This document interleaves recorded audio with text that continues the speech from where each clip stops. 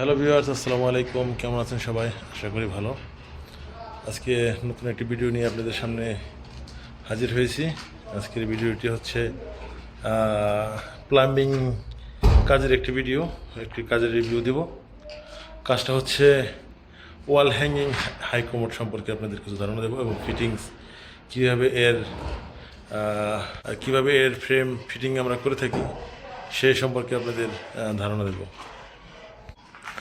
এটি একটি বাথরুম। আমরা বাথরুমে প্রবেশ করলাম।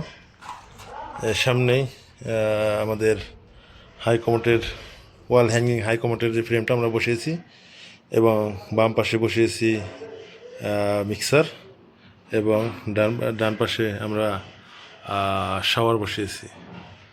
তাহলে আমরা জেনে নিই এটা কীভাবে এটিকে আমরা ফিটিং করেছি। সর্বপ্রথমে আমরা যে আমাদের কমোডের যে লাইনটা আমরা একটু অ্যাঙ্গেল করে দিয়েছি, কারণ একটু আমাদের ডিস্টেন্স বাড়ানোর জন্য। এখানে একটি 45, এখানে একটি 45, দুইটা 45 মেরে এখানে এটা রেডিউসার মেরেছি। এরপর এখানে এলবো আছে, এটার সাথে আসে এই এই এই মালগুলো এটার সাথে আসে। এখন এটা আমরা লুব্রিকেট ব্যবহার করে এটার সাথে লাগিয়ে দেব। হ্যাঁ, লেগে গেছে। এখন যে ফ্রেমটা, এই ফ্রেমটা আমরা বসাবো।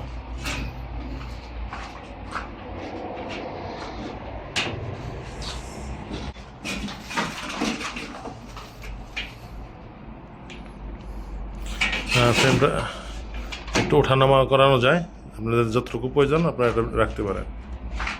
এরপরে এটা নেক লক করার জন্য একটা ক্লাম আছে, এটা লাগে, বাস হয়ে গেছে। এখন আমাদের লেভেল, ওয়াটার লেভেল চেক করবো যে এটার লেভেল ঠিক আছে কিনা। যদি লেভেল ঠিক না থাকে তাহলে আমরা একটু এদিক সেদিক করে নেব। হ্যাঁ, ডানে এবং বামে এখানে দুটো নাট রয়েছে উঁচানুচু করার জন্য। এই পাশে একটা, এই পাশে একটা। আপনি দেখতে পাচ্ছেন ওয়াটার লেভেল এখন অ্যাকুরেট রয়েছে। আমরা ফ্লোর থেকে 53 সেন্টিমিটার নেব, একটু 54 সেন্টিমিটার রয়েছে, কারণ 20 সেন্টিমিটারের মতো আমাদের 20 সেন্টিমিটারের মতো আমাদেরই হবে। এখানে ক্লিয়ারেন্স রাখতে হবে, কারণ এখানে যে ওয়াটার প্রুফিং এবং সিমেন্ট, তারপর টাইলসের জন্য আমাদের 20 সেন্টিমিটার আমরা ছেড়ে আমরা কাজ করতেছি।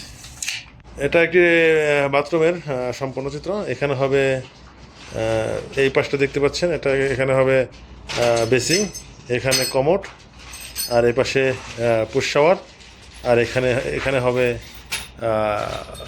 Mixer, rain shower. এখান থেকে আমরা ওই পর্যন্ত উঠিয়ে দিয়েছি রেন শাওয়ারের জন্য।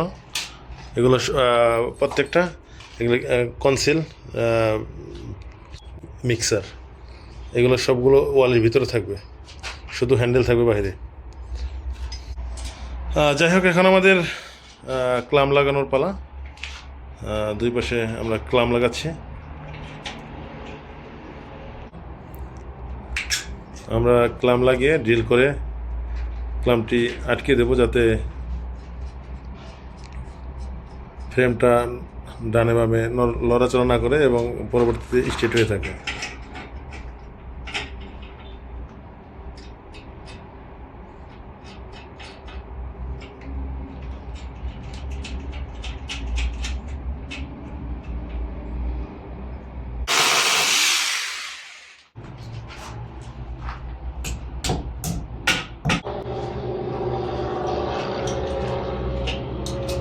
Ya puedes.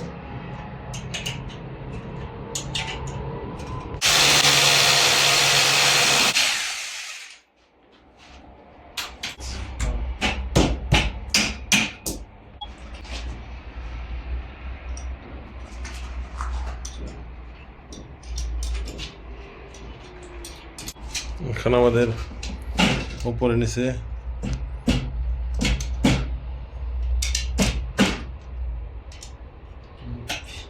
এটাতে লক করে দিলাম।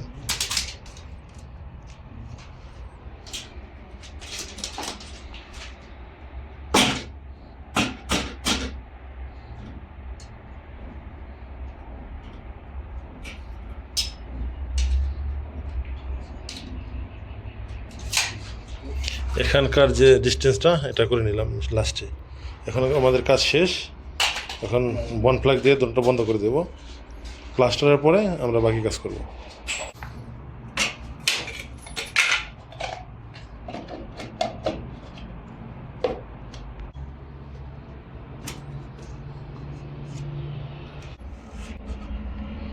যাতে ময়লা না লাগে এই জন্য থ্রেড রডের মধ্যে আমরা এর প্লাস্টিক লাগিয়ে দিলাম। অবশেষে এখানকার যে ঢাকনাটা বাস শেষ।